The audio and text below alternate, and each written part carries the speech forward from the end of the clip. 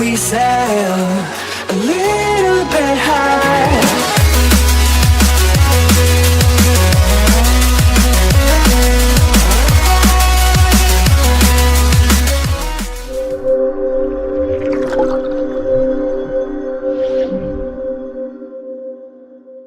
Unidad 1. Procesos de formación socioeconómico del Ecuador.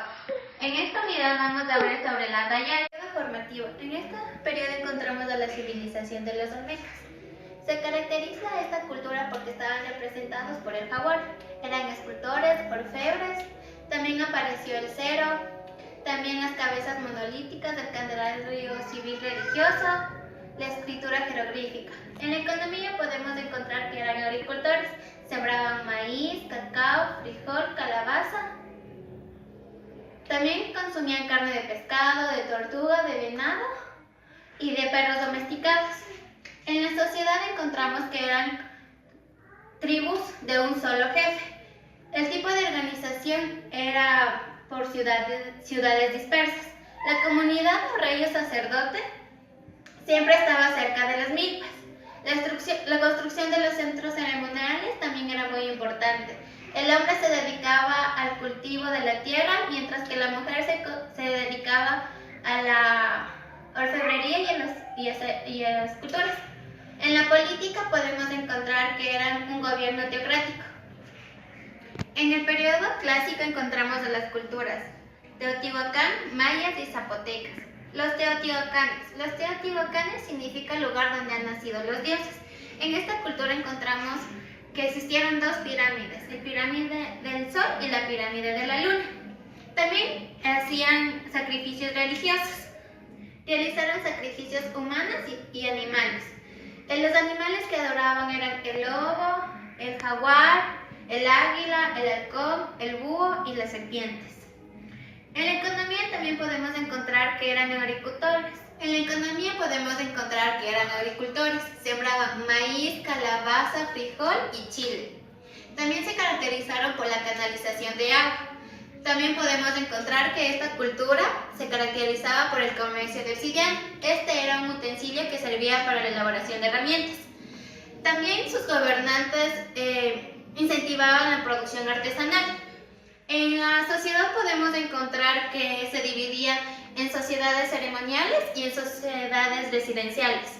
La sociedad ceremonial se caracterizaba por la arquitectura monumental, también la sede de gobiernos y también en la sociedad encontramos dos divisiones, la sociedad ceremonial y la sociedad residencial. La sociedad ceremonial consiste en el civil religioso y político administrativo, mientras tanto que la sociedad residencial es la sociedad que está dividida por varios con cada función específica. En la política eran teocráticas militaristas. La cultura maya perteneciente al periodo clásico también se caracterizaba por la predicción de eclipses, por el sistema de numeración vigesimal. La civilización maya también perteneciente al periodo clásico se caracterizaba por los eclipses, también por el uso del sistema vigesimal, eran politeístas, era una cultura agrícola. En la economía también se puede ver claramente que eran agricultores, en especial de cacao. Este cacao era elaborado para grandes empresas europeas. En la sociedad podemos encontrar diferentes tipos. La sociedad era clasicista, es decir, que no se podían mezclar entre clases. Sus clases estaban divididas entre comerciantes, agricultores, artesanos y esclavos. Sus políticas solo tenían un máximo gobernante, que era Ulach Juan. Los zapotecas. Los zapotecas en esta cultura inventaron los chocolates. Eran politeístas. También su mayor gobernante era Xipet Topac. En la economía también podemos evidenciar que eran agricultores. También se dedicaron al comercio artesanal y también a la caza, pesca y recolección de frutos. En la sociedad se dividían de acuerdo a las actividades según su género. Es decir, que los hombres practicaban la caza de animales, mientras que las mujeres se dedicaban a la cría de los niños y a la recolección de frutos. En la política, su máximo gobernante o rey era Coquitá. Periodo posclásico. Los toltecas. La civilización tolteca significa maestro constructor. Su principal ciudad se encontraba en Tula. Se caracterizaban también por el trueque y la comercialización de alimentos. En la economía también se dedicaron a la agricultura, a la recolección de animales y a la pesca, también al comercio con otros pueblos. Su sociedad se dividía por militares, sacerdotes y esclavos. Su política era una sociedad militarista. La civilización azteca. Esta civilización se caracteriza por su avance y desarrollo en la medicina y en la astronomía. También el uso de matemáticas y también las operaciones de corazón abierto. También podemos encontrar que existía la pirámide códice y también la invención del calendario. En la economía podemos ver que realizaban tributos a sus dioses. También los campesinos debían realizar la agricultura. La agricultura se basaba en el uso de chinampas, pesca y recolección de frutos. La sociedad de esta cultura se basaba en los sacrificios y el canibalismo, también en el trono por herencia. También podemos encontrar que en esta cultura, en la sociedad de los aztecas se daba el trono por herencia. También podemos observar que también se daba el canibalismo y los sacrificios humanos. También en esta sociedad se implantó la primera escuela para mujeres. En la política, su máximo gobernante era Hueytitaloa. La región andina y el control de los pisos verticales. Esta fue impuesta por John Murray en el año del 2002. También se les conoce como pisos verticales, verticalidad, técnicas del archipiélago e islas ecológicas. En estos podemos encontrar 5 pisos. En el primer piso se encuentran las etnias pequeñas. Estas se caracterizaban por el cultivo de algodón y coca. En el segundo piso se encuentran las etnias más grandes. Estas se dedicaban al cultivo de maíz y algodón. En el tercer piso encontramos a las etnias costeñas, en las cuales se dedicaban a la producción de yuca, camote, maíz y ají. El cuarto piso son de las etnias más poderosas. En el cuarto piso encontramos a las etnias más poderosas, que se encontraban a las costas de Tahuantinsuyo. En el quinto piso encontramos a las etnias ubicadas en las montañas, que se dedicaron al cultivo de maíz, camote, papas, frutas y ají, y su principal producción que era la coca. La dominación colonial del Nuevo Mundo. En esta podemos encontrar 4 formas: las mitas, los obrajes, concertaje y las haciendas. Las mitas se dan en el siglo XVI al siglo XVII. En esta podemos observar el trabajo obligatorio, la remuneración de tributos y la producción textil y agrícola, mientras que en los obrajes se dio en el siglo XVI al siglo XIX. En este podemos encontrar la manufactura, salarios bajos, esclavos, las personas negras y personas indígenas. En el porcentaje se conoce con el nombre de huasipungo. Los huasis son las personas que residían en las haciendas, mientras que pungo son las personas que no se encontraban en las haciendas. También existía una iglesia terrateniente. En las haciendas eran antagónicas, es decir, era la explotación del hombre por el hombre, y también tenían una producción agropecuaria y una organización económica. Descubrimiento de América. América fue descubierta por Cristóbal Colón el 12 de octubre de 1492. Esto trajo ventajas y desventajas. En las ventajas podemos observar el intercambio cultural, como fue el lenguaje, la cultura, la etnia y el color de piel. También trajeron nuevos alimentos. También se pudo evidenciar el progreso y la tecnología. En las desventajas se vio el robo de riquezas, es decir, las riquezas de los nativos. En la violación también violaron, mataron y masacraron a las personas nativas del lugar. También los obligaron a ser católicos y también hubo alguna desaparición de algunas culturas. El de Potosí se encuentra en Bolivia. Fue descubierto en el año de 1543 y explotado desde el año de 1545. Su principal fuente de producción es la explotación de minerales. Esto también contrajo consigo la discriminación y explotación de las personas indígenas. Fue declarado Patrimonio Cultural de la Humanidad por la UNESCO. También está perdiendo consolidar en la punta del Cerro de Potosí. Independencia de América Latina en el siglo XIX. Se dieron con los líderes independentistas Simón Bolívar, Francisco Miranda, José de San Martín, José Artigas, José María Morelos. Esto también tuvo un proceso histórico, que se dio el primer grito de independencia en Quito el 10 de agosto de 1809. También la primera independencia en Venezuela el 13 de abril de 1810. También pudimos evidenciar a la sublevación de Santa Fe en Bogotá el 20 de julio de 1810 y también el grito de Dolores en México el 16 de agosto de 1810. El sueño de Bolívar. El sueño de Bolívar se dio con 5 naciones que eran Panamá, Venezuela, Colombia, Ecuador y Perú. Esto se inició con Venezuela y Ecuador en 1830, la Gran Colombia, pero finalizó en 1831. Los principales presidentes de la Gran Colombia fueron Simón Bolívar, Domingo Caicedo, Joaquín Mosquera y Rafael Urdaneta. En ellos también podemos encontrar la consolidación. En esto sería el excesivo predominio de la razón, la crítica de algo y del abstracto. También tuvieron grandes influencias que fue Voltaire, Rousseau y Montesquieu.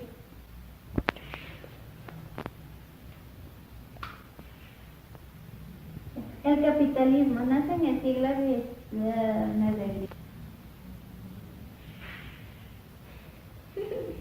El capitalismo nace en el siglo XIV en Inglaterra. Esta es una organización socioeconómica en la cual podemos ver la compra y venta. También existe el feudalismo y hay una globalización económica y una libertad económica. La primera revolución industrial se da en Gran Bretaña en 1780 a 1840. En esta se evidencia la productividad agraria, mayor población y las fuentes renovables. También podemos ver los países semiperiféricos, en los que hay menores recursos, baja la economía, hay mayor consumo y también la tecnología baja, es decir, disminuye.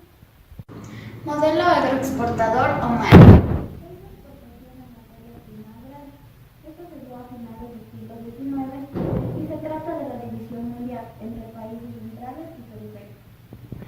Las agroexportaciones en el Ecuador. El Ecuador es un país que cuenta con múltiples características ecológicas únicas en el mundo, por lo que sus agroexportaciones tradicionales son el banano, el café y el cacao. La sociedad y la economía del país está fundamentada en la vinculación con países extranjeros. Transición, auge y crisis de la producción cacaotera. La transición. En 1590 los españoles empezaron a cultivar el cacao en el Ecuador. Después, en 1789, el rey Carlos IV decretó las exportaciones del cacao hacia el extranjero. En el auge. Surgió la incorporación del Ecuador al mercado mundial con la producción cacaotera. Hubo un crecimiento de la economía. En 1875 a 1895 surgió el boom cacaotero. En 1890, el Ecuador se convirtió en el país mayor exportador. Y se puede decir que en esta época hubo una estabilidad económica nacional. En la crisis. En 1914, por causas de la Primera Guerra Mundial, empezaron a bajar los precios del cacao. En 1920 se produjeron algunas enfermedades como la monilla y la escoba de la bruja, lo que afectó los cultivos. Entonces, en 1921, finalmente colapsaron los precios. En la actualidad, el Ecuador se encuentra exportando más del 70% a nivel mundial. Bases productivas en el periodo republicano.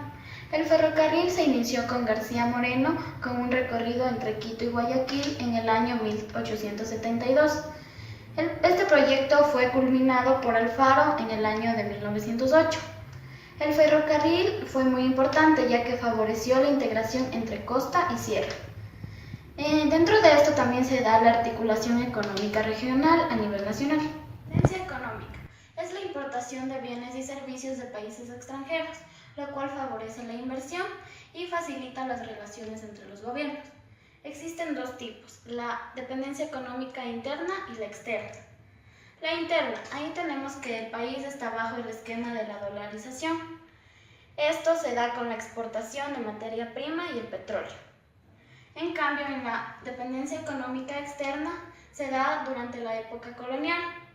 Es la relación del mercado mundial, pero aquí se encuentra la corrupción, que esto hace que haya falta de recursos por los malos gobiernos. Teoría de la dependencia. Esta teoría fue creada por Raúl Prebisch, quien fue un contador público y economista argentino. Él sentó las bases para la creación de la CEPAL. La teoría de la dependencia se trata de que los países en general están vinculados entre sí y son dependientes debido a las exportaciones e importaciones que se da entre ellos. Centralización administrativa. Es la concentración del poder en un pequeño grupo de personas para administrar o para la toma de decisiones. Aquí se encuentra la misión Kemmerer. Kemmerer fue un economista que nació en 1875 en Frankfurt. Esta misión llegó a Colombia, Chile, Guatemala, Perú, Ecuador. La llegada a Ecuador fue por la crisis cacaotera y financiera que se vivía en la época, en el año de 1926. Esta misión llegó para modernizar y reestructurar el sistema bancario del país, por lo que se tomó en cuenta el proceso administrativo, que se trata de la planificación, organización, la dirección y el control. Con lo cual se pudo crear una institución como es el Banco Central del Ecuador, junto con ello la Ley Orgánica del Banco Central del Ecuador. Modelo de sustitución de importaciones, o también conocido como MSI. Es una medida implantada por un gobierno para disminuir el volumen de las importaciones. Esto favorece a la industria nacional.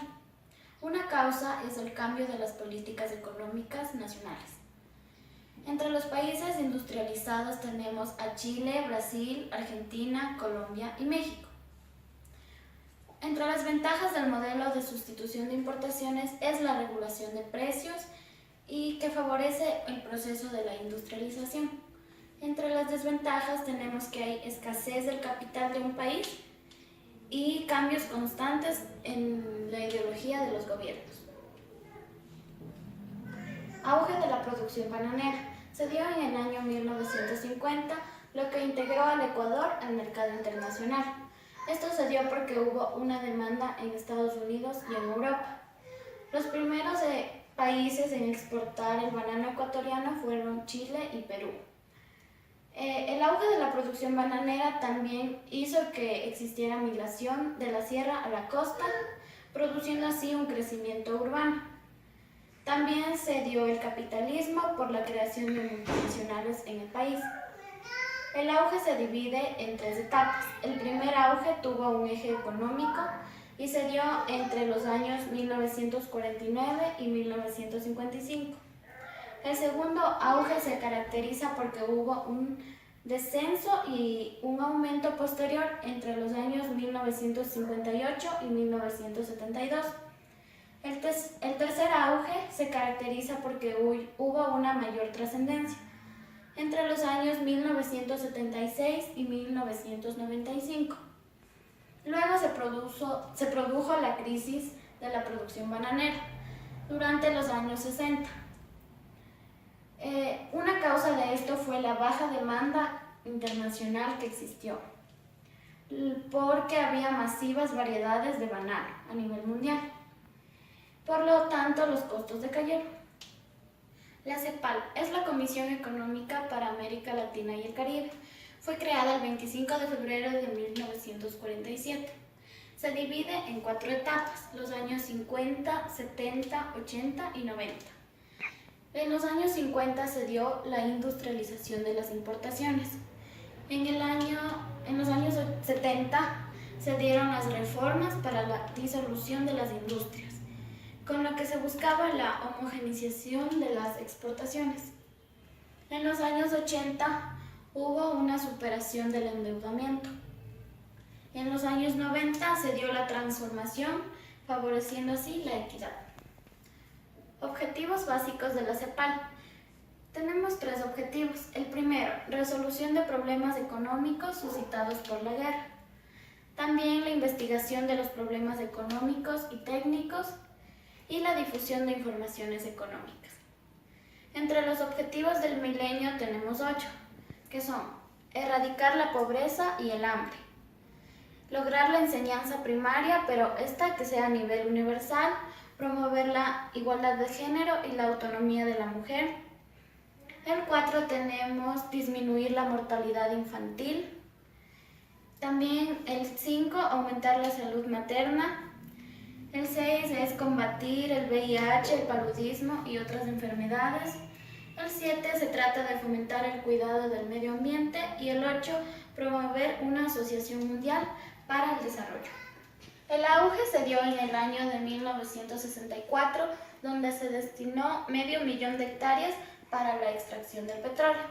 En 1972 fue el auge en las zonas amazónicas, lo cual generó una subida de precios, se dio la modernización y la deuda externa fue subiendo debido a la mala administración del gobierno. En la permanencia tenemos que el petróleo era la principal fuente de ingresos para el país en crudo y derivados. El primer pozo fue en la costa. En 1937, la Shell también explotó el petróleo por medio de la empresa Exxon. En 1967, la empresa Texaco abrió el primer pozo en la región amazónica. Producción petrolera. La producción petrolera se divide en 3 etapas: el impulso, el auge y la permanencia. El impulso se dio a inicios de la década de los 60, en donde se dio la creación de centros urbanos, se produjo una mayor industrialización y la mayoría de población estaba asalariada. En el auge se dio en 1964, en donde 500.000 de hectáreas fueron destinados para el cultivo. Economía ecuatoriana entre la globalización y dolarización. La dolarización es la sustitución de la moneda local por el dólar. Esto se dio en Ecuador. Los factores son la globalización, existe una alta inflación, hay un menor desarrollo en la moneda, también produce inestabilidad macroeconómica. Actividades económicas y comercio ecuatoriano de flores. Se dio entre los años 1995 hasta la actualidad. Ecuador es el mayor productor, es decir, es el mejor del mundo. La mayoría de floriculturas está en la ciudad de Cayambe por los factores que tienen mayor luminosidad. Los principales importadores son Estados Unidos, Rusia, Canadá, etc. También existe en Ecuador una empresa que se llama El Nevado y esta produce flores comestibles. Neoliberalismo y demografía del Ecuador. El neoliberalismo es el incremento de la pobreza. Sus antecedentes son la situación laboral, la flexibilidad laboral, es decir, que promueve un mercado altamente competitivo. También es un cambio en el modelo económico, esto se dio en 1983. Entre los efectos tenemos que la pobreza aumentó, esto entre la época de 1995 hasta el 2000.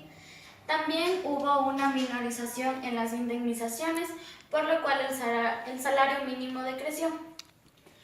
En la demografía del Ecuador tenemos, antes la cantidad de habitantes era de 14.483.500, pero ahora actualmente tenemos 16.260.374 habitantes. La unidad 3, la introducción a la ciencia económica. En la ciencia económica viene lo que es economía, escasez y necesidad. La economía es la ciencia social que estudia el comportamiento de los agentes individuales, la distribución, producción de bienes y servicios, estos entendidos como útiles para satisfacer las necesidades de los seres humanos. La escasez son los recursos escasos que son en relación a las necesidades humanas, y las necesidades humanas se reflejan en la pirámide de Maslow, que está dividida en las fisiológicas, la seguridad, las afectivas, la autoestima y la autorrealización. Nivel de precio. Es la medida que sirve para representar de una forma agregada los precios que existen en una economía. El PIB. El PIB es el valor monetario de los bienes y servicios finales de una economía que se da en un periodo determinado. El PIB se mide de la siguiente fórmula: consumo más inversión más gasto público por la exportación menos la importación. A esto se le llama como balanza comercial. Bueno, les voy a hablar sobre un debate acerca de la economía positiva con la economía normativa. La economía positiva tiene un estudio objetivo, mientras que la economía normativa tiene un estudio subjetivo. La economía positiva se basa en lo que es, lo que fue y lo que será, mientras que la economía normativa se basa en lo que debe ser y en lo que debería ser. La economía positiva busca predecir consecuencias, como por ejemplo cuando suben los precios, los salarios, el por qué y cómo. Mientras que la economía normativa, esta se basa en juicios de valor, como los valores éticos y también en las teorías económicas.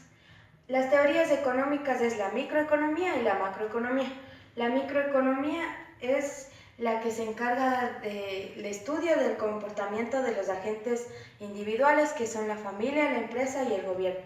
La macroeconomía es la que se encarga del estudio del comportamiento de los agregados económicos, como por ejemplo el PIB, el PNB, entre otros. A continuación voy a dar un ejemplo acerca de cómo sería en la economía positiva y en la economía normativa. Digamos, si en un país se incrementa en un 30% la producción de tomate, en la economía positiva se dice que si hay una sobreproducción, se quita del mercado eso que está de más para equilibrarlo, mientras que en la economía normativa dice que si es que hay sobreproducción, lo que se puede hacer es donar a centros de acogida o fundaciones. Marx menciona que la mercancía se divide en el valor de uso y el valor de cambio. La mercancía es el producto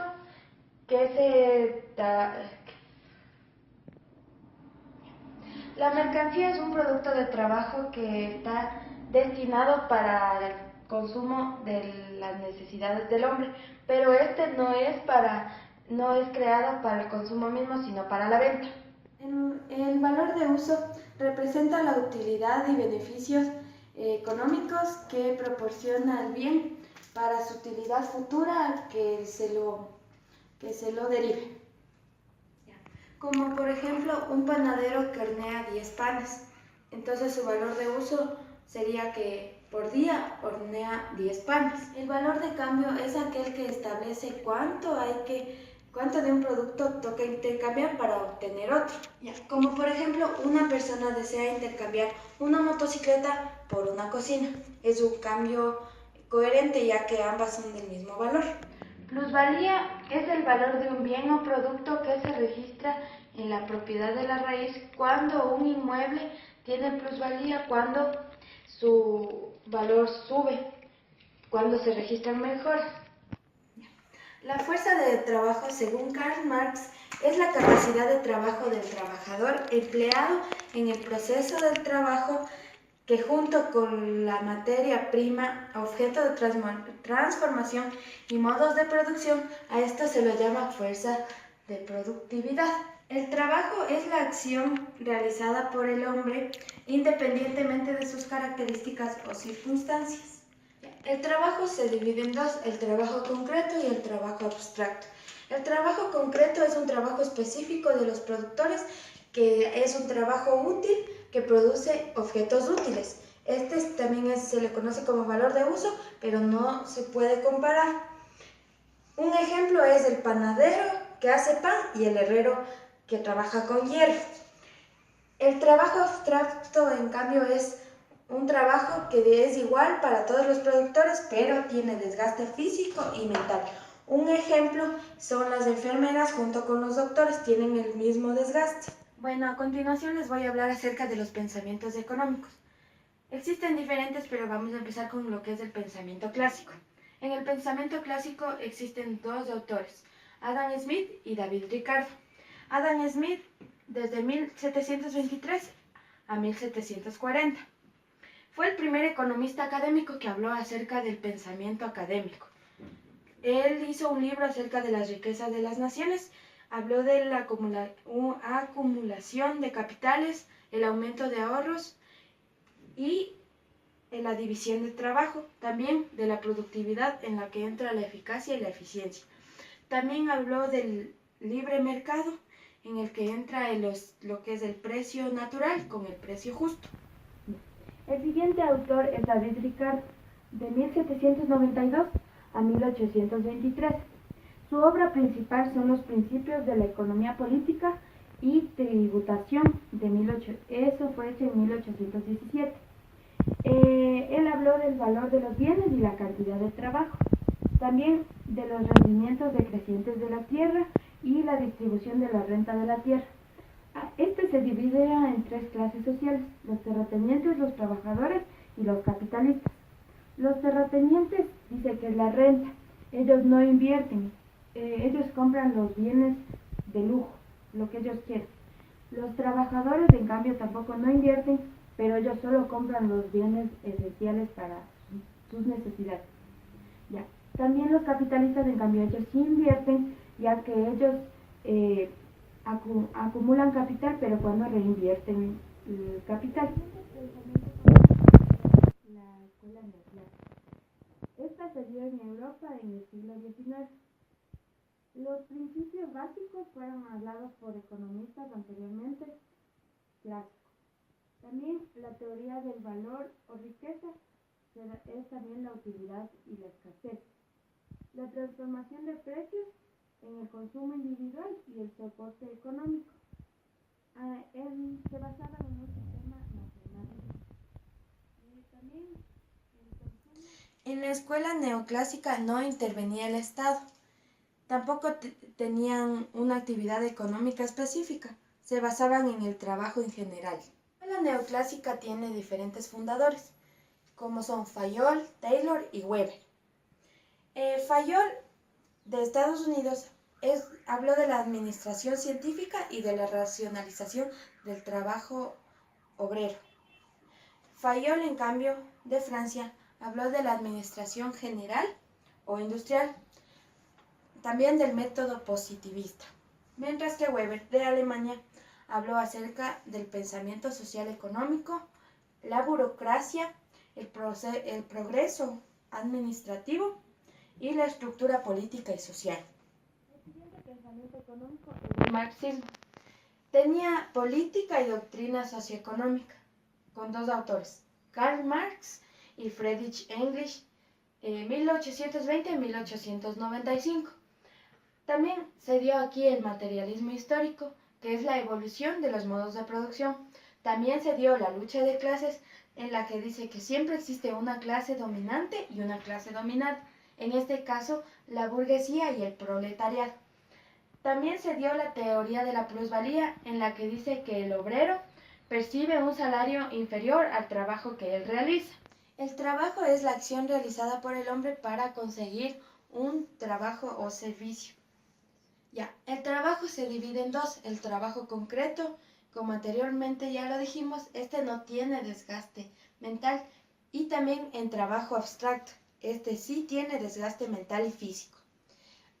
Vale recalcar como nota que el salario son el número de horas que uno trabaja, mientras que el sueldo se lo puede decir como algo fijo. El pensamiento económico es el legado de Marx en América Latina.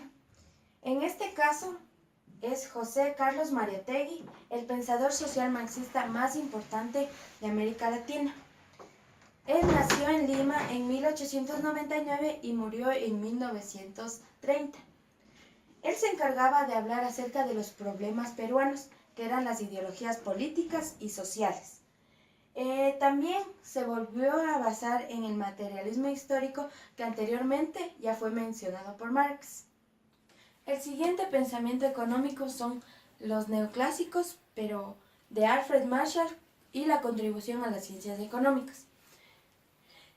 La principal obra de Alfred Marshall es Los principios de la economía. era del valor de los bienes. También se basaba en la microeconomía. También las necesidades y deseos que se dan entre la oferta y la demanda.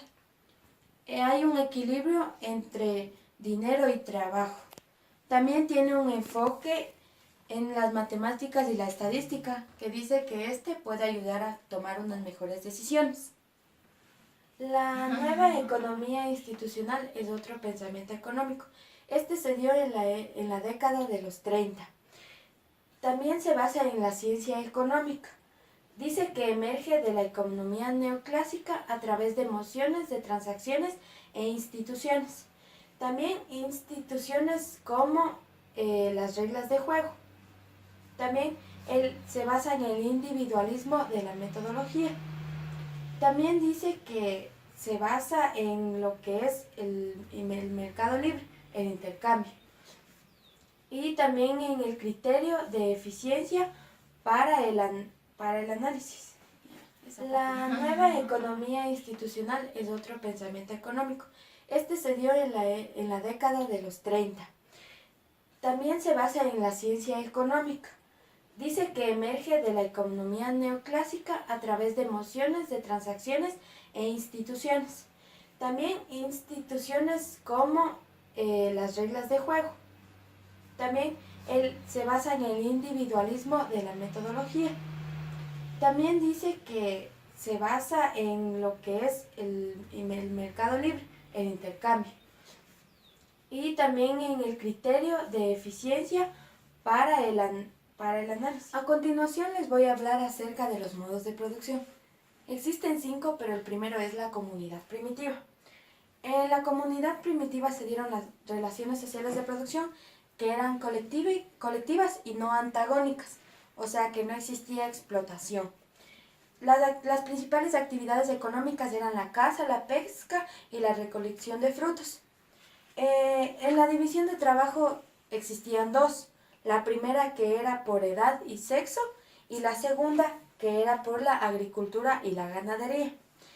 En este modo de producción no existía la propiedad privada, ni tampoco las clases sociales. El siguiente modo de producción es el esclavismo. Aquí las relaciones sociales de producción sí eran antagónicas.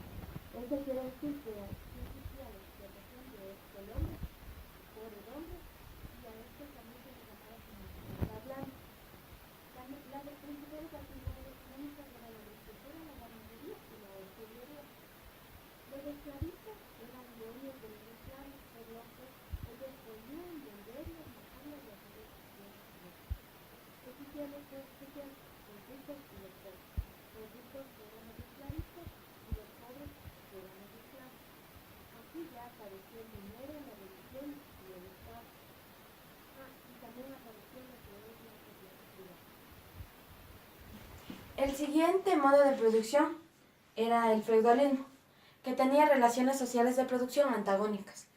Era la explotación, pero que daban los señores feudales a los esclavos o siervos. La principal actividad económica era la agricultura, pero aquí se dio la decadencia del comercio. Se dividía en 4 clases sociales. La primera que era el rey o monarca, la segunda que era el clero, la tercera los señores feudales y la cuarta los esclavos o siervos. Y el Estado se organizaba en reinos. Y en esto la Iglesia tenía un papel fundamental para lo que era la toma de decisiones. Y el modo de producción aquí sí es la propiedad privada. El siguiente modo de producción es el capitalismo. Y aquí las relaciones sociales de producción igual son antagónicas. Es la explotación del hombre por el hombre, pero en este caso se podría decir que el jefe al empleado. Las actividades económicas era acumular capital, ya que ellos se encargaban de conseguir dinero para seguir creciendo como clase social. Existían 2 tipos de clases sociales, que eran la burguesía y el proletariado. La burguesía son los que tienen dinero y el proletariado son los que trabajan para los señores que tienen dinero. Aquí dice que el Estado era proteccionista, pero luego pasó a ser observador. Y en esto se dio dejar hacer y dejar pasar. También aquí se dio un desarrollo de lo que son las fuerzas productivas y se puede decir que aquí se dio lo que es la compra y venta. Ese es el trabajo. Y también se dio la plusvalía, que es la ganancia que obtienen los capitalistas. No era considerado como una riqueza de diferenciación social, sino como una mercancía que facilitó que se... Agradecemos por su atención.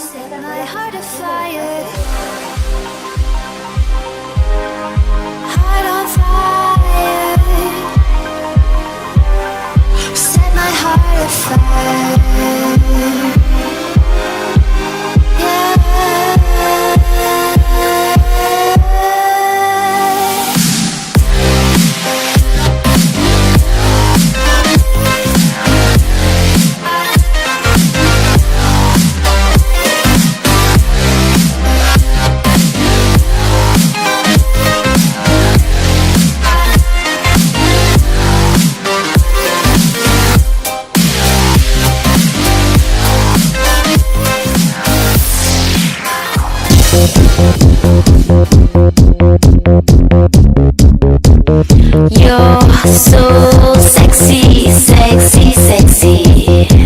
I need your love, I need no hesitation. You're so sexy, sexy, sexy.